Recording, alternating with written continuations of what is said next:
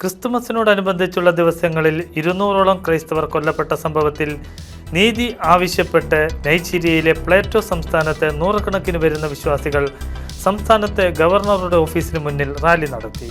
December 23 തുടങ്ങിയ ക്രൈസ്തവ ഗ്രാമങ്ങളെ ലക്ഷ്യം വെച്ച് നടന്ന ആക്രമണ പരമ്പര ക്രിസ്മസ് വരെ നീണ്ടുനിന്നു. അക്രമ പരമ്പര മൂലം 15,000 ആളുകൾ ഭവനരഹിതരായെന്ന് സംഘാടക നേതാക്കളിൽ ഒരാളായ ഇവാഞ്ചലിക്കൽ സഭാ നേതാവ് റവറൻ ഗിഡിയോൻ പാരമല്ലം പറഞ്ഞു. സംഭവത്തിൻ്റെ ഇരകളായവർക്ക് സഹായങ്ങൾ ലഭ്യമാക്കണമെന്ന് സംസ്ഥാന സർക്കാരിനോടും കേന്ദ്ര സർക്കാരിനോടും തങ്ങൾ ആവശ്യപ്പെട്ടതായി അദ്ദേഹം വ്യക്തമാക്കി.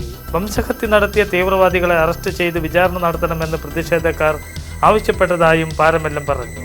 പ്രതിഷേധമറിയിച്ച് കറുത്ത വസ്ത്രം ധരിച്ചും പ്ലക്കാർഡുകൾ ഉയർത്തിപ്പിടിച്ചുമാണ് ക്രൈസ്തവർ റാലി നടത്തിയത്.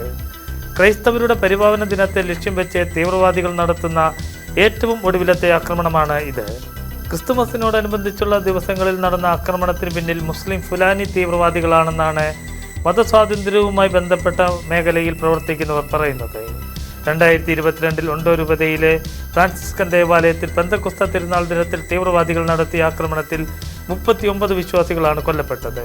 കഴിഞ്ഞ 2 പതിറ്റാണ്ടിനിടെ നൈജീരിയയിൽ ഏകദേശം 60,000-ഓളം ക്രൈസ്തവരാണ് കൊല്ലപ്പെട്ടത്. പുതിയ കണക്ക് പ്രകാരം 2021 ആദ്യ 200 ദിവസങ്ങളിൽ 3,462 ക്രൈസ്തവർ നൈജീരിയയിൽ കൊല്ലപ്പെട്ടു.